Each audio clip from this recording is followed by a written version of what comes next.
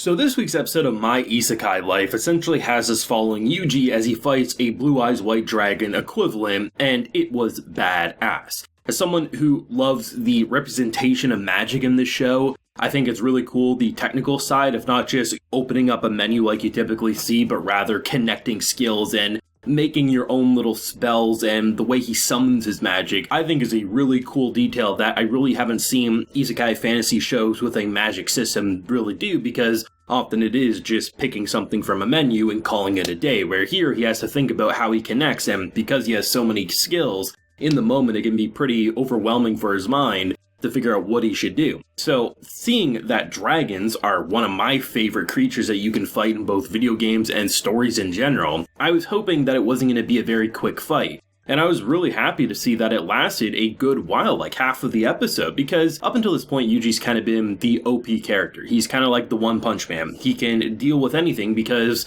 look at his skills. Even if he doesn't quite know which skills does what, often when you see something like Hellfire or probably Satan's Demonic Fist, you're probably going to be able to one-shot the enemy. You just got to make sure that you put up a barrier, you get your Slimes and Proud Wolf out of the way, the civilians, and you're probably going to be A-okay. So seeing this beast and how it wasn't something that just because he used a very powerful spell, because there's only two things this dragon was weak to, it was light magic and fire magic. So essentially, when you see Hellfire, I was like, okay, he's going to channel it through the slime and probably won't one-shot it, but as soon as he stabs it in the eye with this sacred dagger that he got in the previous episode, the dragon's going to be dead. So it's not going to be the craziest fight ever, but to my surprise, they actually let the dragon continue after he stabbed it in the eye, and this man actually came close to dying a couple of times, and he himself even admits, there's a couple of close calls. The initial time when he got thrown into the wall there after, I think it was right after he stabbed him in the eye, if he didn't put up a barrier of some sort, he probably would have died there. He didn't even really have magic left to, use to kind of, replenish his mana,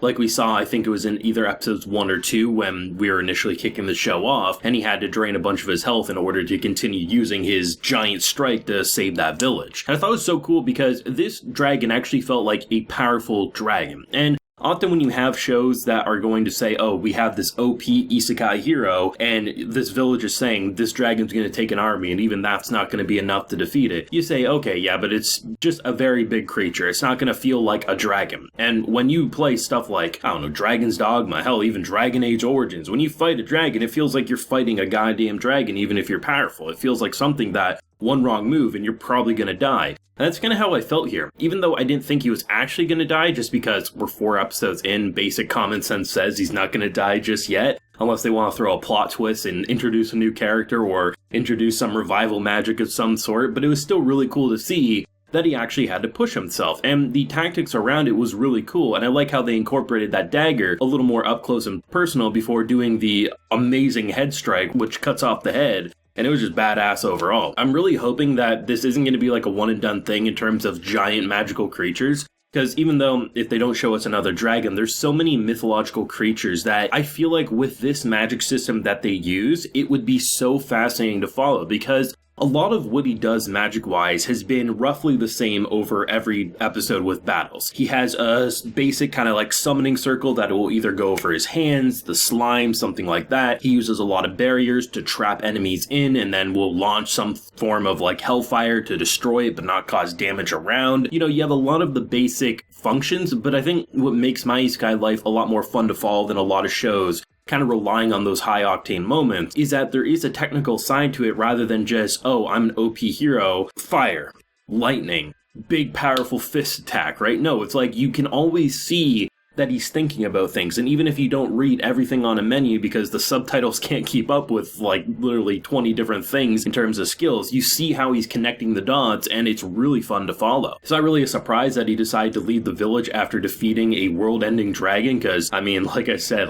there's not too many times a show by episode 3 can introduce an apocalypse-level threat and move on from that rather quickly, but he literally is the hero, so once again, he's moving to another village. It was cool to see his little friend here pop up through the trees with her little, like, almost portal magic, and the idea that when dragons die, it pretty much summons a bunch of mushrooms around, either red or blue, which can then be used for potions, mana, or obviously health potions. And it was really cool to see how, because it's just so powerful, it was basically overfilling with potential magic energy that it was useless. And to see him use slimes to distill the water, I've never seen more happy slimes in a show than basically being boiled alive. But to them, it was probably like a hot tub. And it was really cool to see how he went about it while also getting a little bit of a backstory of how they met. And it's interesting because up until this point, he's always abandoned anyone who's essentially relied on him or seemed like they think of him as someone to be trusted on. So I was kind of interested why he was letting someone accompanying him other than his slimes and his creatures.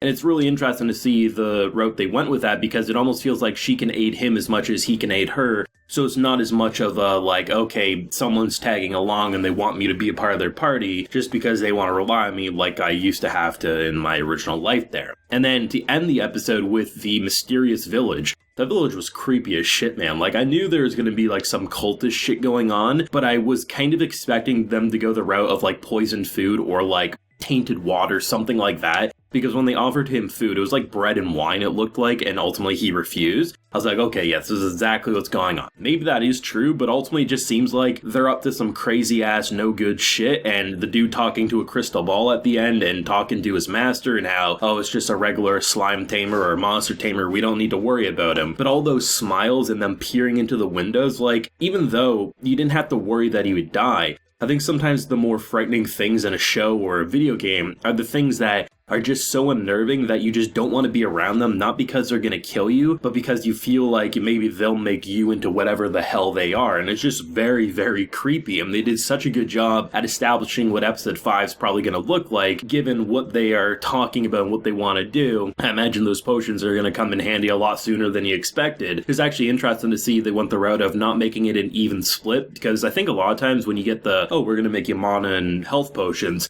it's, even though I think health potions are the more common one, it was interesting how he only got like 2 mana potions and like 4 or 5 health potions, because there really wasn't a lot of blue mushrooms when the slimes gathered them all up. It almost looked like there might have been 100 total and a stack of 10,000 red ones, and that's what I like about this show. It's not trying to be groundbreaking, it's very simple, it's a very fun show, but I think sometimes these authors, they understand what they can be, and they're not trying to maybe overstep. They're not trying to break the mold. They're not trying to be revolutionary. They're just trying to be the basics, but have those basics be very enjoyable without too much negative baggage. And even though this isn't the most visually impressive show of the season, I do think that fight scene overall, both with the menus, both with some of the more dramatic animation shots, I mean, at times kind of remind me of like Dragon Ball Z's with some of the like very exaggerated, like, holy shit, they're shifting around the perspectives and stuff. I really like how the show functions. It's not a masterpiece. It's not trying to be, but it is a damn fun show that knows what it is, and it's not really trying to be too much, making it fall on its face, but rather just be an enjoyable show that I can watch each week.